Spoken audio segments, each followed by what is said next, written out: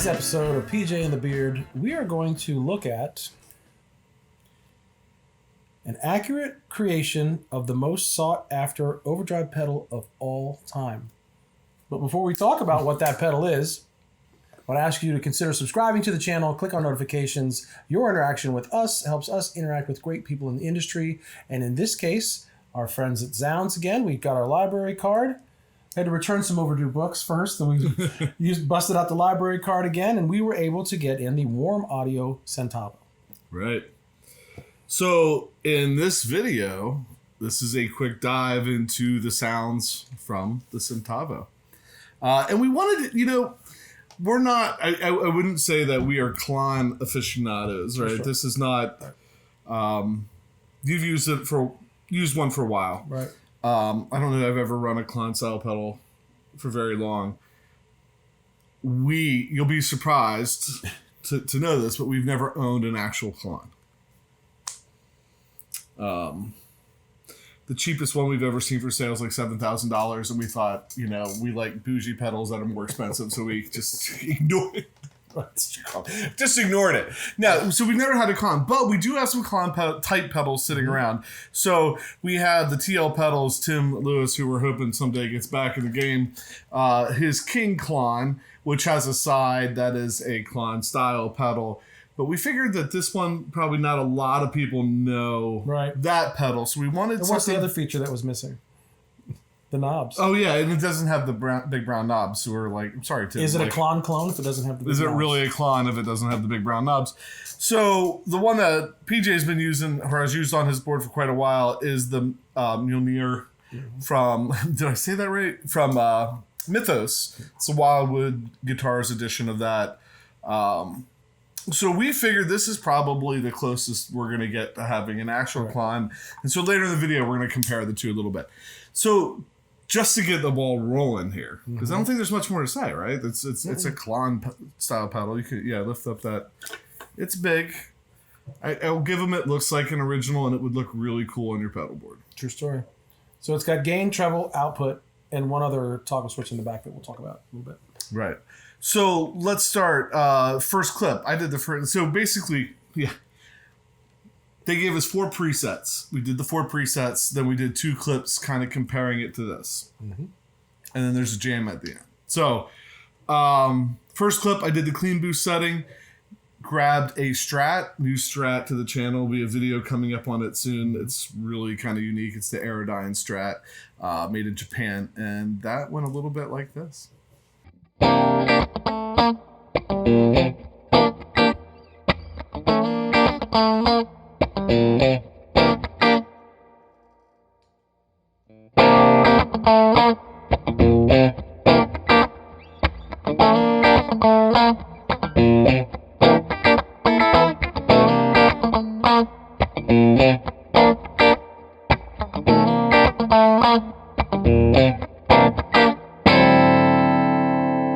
So that was the Aerodyne Strat through the Tyler JT22. We did have the DLS Echo Tour in there for a little bit of sweetener.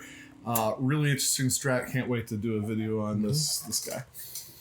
So up next. So I just want to pause for a second. When we were going to do a Klon style pedal, I thought, well, what would be fun is the whole internet thing where a guy handed John Mayer his Klon during a show, and John marked his preferred settings and signed it and handed it back to him.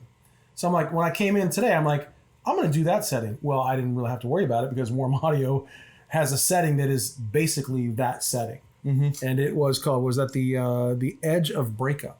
So being that there's Mayer in style, grabbed the PRS SE and played this.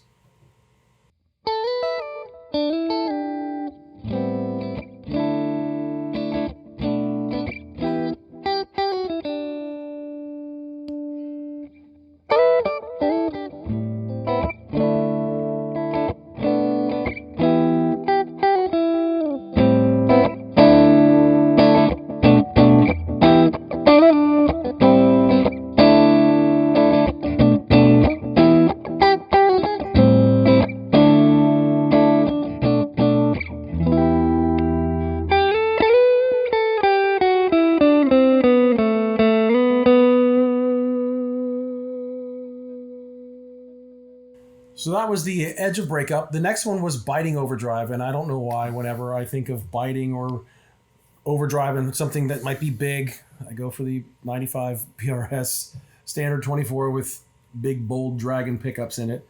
I rolled through a couple of the pickup configurations as I did the clip, and this is what we did.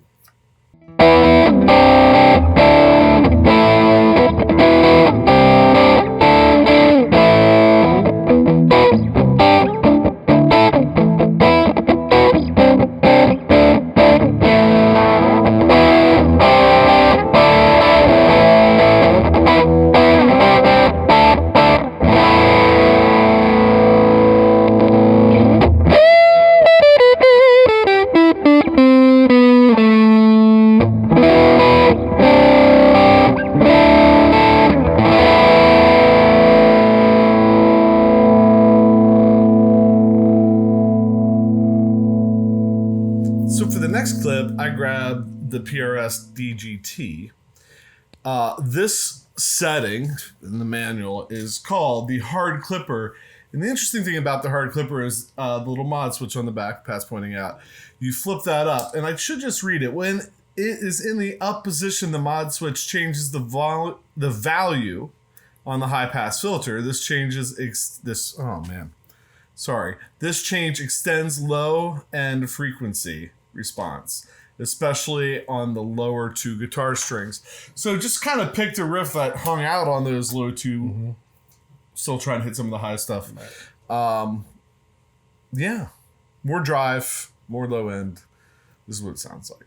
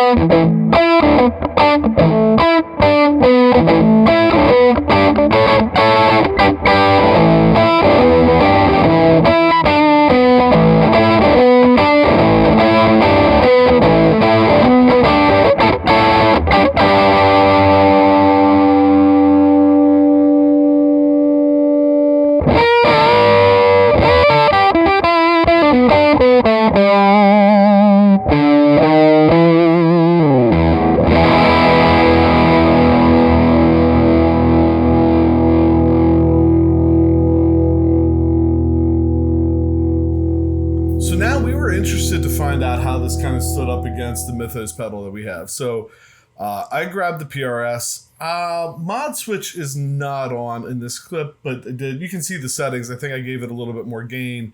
Kind of maybe an Allman Brothers sounding kind of thing, but just jumping back and forth between the two pedals. We tried to dial them in and get them pretty close. See what you think.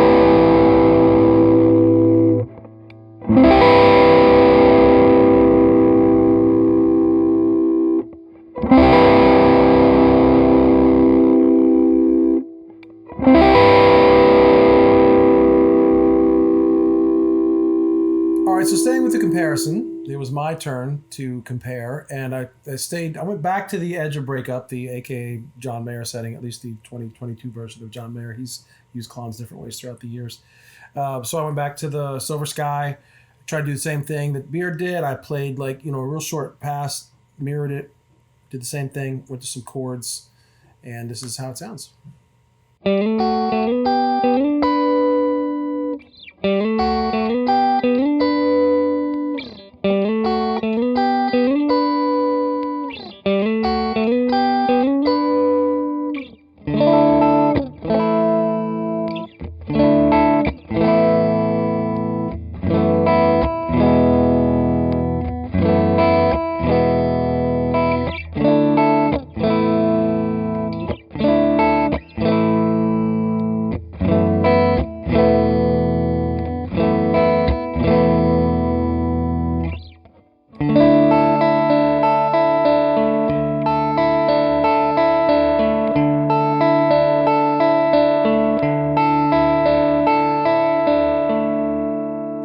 So coming out of the comparisons, this is the part of the video where we would take just a second, kind of give our thoughts on this. And I'm going to do my thoughts kind of in conjunction with that comparison, because I'm not like a huge Klon user, so I don't really know how it would stand up maybe by itself, if that makes sense. But when I put it with the Mythos and was going back and forth, I'm like, man, I can get these two to sound really, really, really close. We did a comparison video recently between the King of Tone and the Duke of Tone, and the MXR Timmy and a 13th or 15th anniversary original Timmy. And when I walked away from both of those, I walked away with kind of the same feeling. Wow, they're really, really similar. They're really, really close. There's some nuances. There's some tiny differences. Yeah. Some maybe clarity things, the things that I couldn't necessarily put my finger on. But at the end of the day, I was like, man, I'm not sure there's enough of a difference that would keep me from using either or. Mm-hmm. I'm not sure there's enough of a difference that would maybe keep me from using either or. In fact, I don't even think I will say which one I would lean towards at this point. Right. Because you currently don't have a Klon style pedal on your board. Right.